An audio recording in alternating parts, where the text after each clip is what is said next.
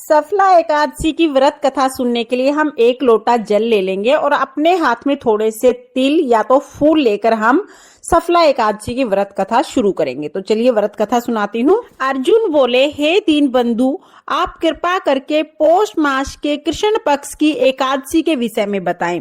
उस एकादशी का क्या नाम है, उस दिन किस देवता की पूजा की जाती है और उसके व्रत करने की क्या विधि है।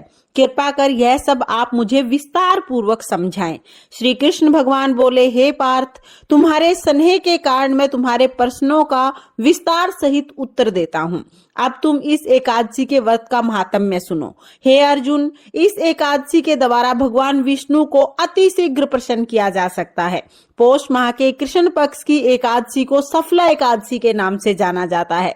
इस एकादशी के आराध्य देव नारायण हैं। इस एकादशी के दिन श्रीमन नारायण जी का विधिवत पूजन किया जाता है। हे अर्जुन, इसे सत्य मानो कि जिस भांति नागों में शेष नाग, पक्षियों में गरुड़, ग्रहों में सूर्य चंद्रमा, यज्ञों में अश्वमेघ और देवताओं में भगवान विष्णु श्रेष्ठ हैं, उसी प्रकार सभी व्रतों में एकादशी व्रत श्रेष्ठ है। हे पांडु नंदन, एकादशी का व्रत करने वाले भगवान विष्णु को अति प्रिय होते हैं। इस एकादशी में नींबू, नारियल, नैवेद्य आदि अर्पण करके भगवान नारायण की पूजा की जाती है। मनुष्य को 5 सहस्त्र वर्ष तपस्या करने का जितना फल मिलता है, उतना फल इस व्रत को करने से मिल जाता है। हे अर्जुन, अब तुम सफला एकादशी की व्रत कथा ध्यान पूर्वक सुनो। बहुत समय पूर्व चंपावती नगरी में महिष्मान नामक एक राजा राज करता था। उसके 4 पुत्र थे।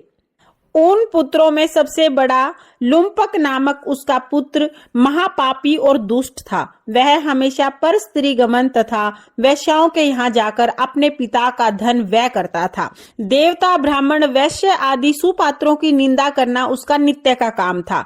प्रजाजन भी उसके कुकर्मों से बहुत दुखी थे, किंतु राजपुत्र होने के कारण सब चुपचाप उसके अत्याचार को सहन करने पर विवश थे और किसी का भी इतना साहस नहीं होता था कि राजा को शिकायत कर पाए। किंतु बुराई अधिक समय तक पर्दे में नहीं रहती है। एक दिन राजा महिष्मान को अपने कुकर्मी पुत्र के विषय में पता चला। तब राजा ने अत्यधिक क्रोधित होकर उसे अपने राज्य से निकाल दिया। पिता द्वारा त्यागते ही लुम्पक सबके द्वारा त्याग दिया गया। तब वह सोचने लगा कि अब मैं क्या करूं, कहां जाऊं। अंत में उसने रात्रि को पिता की नगरी में चोरी करने की ठानी। वह दिन में राज्य के बाहर रहने लगा और रात को अपने पिता की नगरी में जाकर चोरी करता तथा अन्य बुरे कर्म करने लगा। रात्रि में वह जाकर नगर के निवासियों को मारता और कष्ट देता। वन में वह पशु पक्षियों को मारकर उनका भक्षण करता। किसी किसी राज्य वह नगर में चोरी चकारा आदि करते हुए पकड़ा जाता तो राजा के डर से पहरेदार उसे छोड़ देते। कहते हैं कि कभी कभी अनजाने में ही प्राणी ईश्वर की कृपा का पात्र बन जाता है। ऐसा ही कुछ लुम्पक के साथ भी हुआ। जिस वन में वह रहता था वह भगवान को अति प्रिय था। उस वन में एक बहुत पुराना पीपल का वृक्ष था तथा उस वन को सब लोग देवताओं की क्रीड़ा स्थली मानते थे। वन में उसी पीपल के नीचे महापापी लुम्पक रहने लगा। कुछ दिनों बाद पौष माह के कृष्ण पक्ष की 10वीं के दिन वस्त्रहीन होने के कारण लुम्पक शीत के मारे मूर्छित हो गया।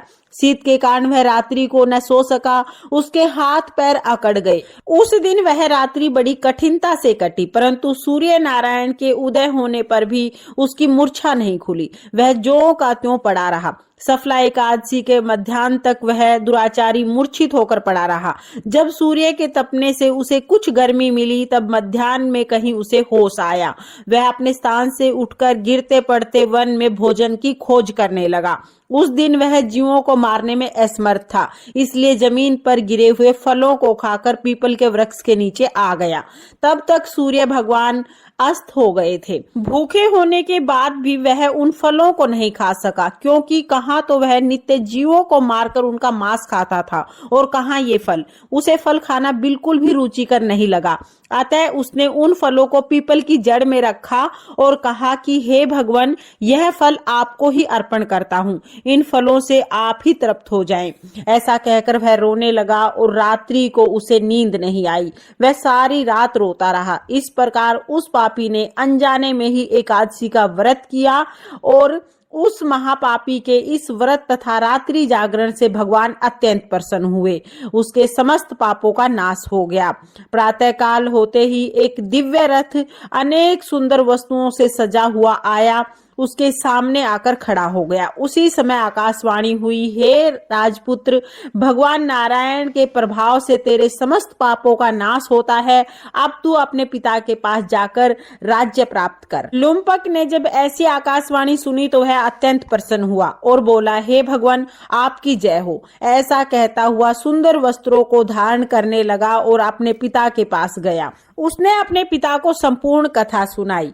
तब उसके पिता ने राज्य को उसे सौंपकर और जंगल का रास्ता ले लिया। अब लुम्पक शास्त्र अनुसार राज्य करने लगा। उसकी स्त्री, पुत्र आदि भी नारायण भगवान के परम भक्त बन गए।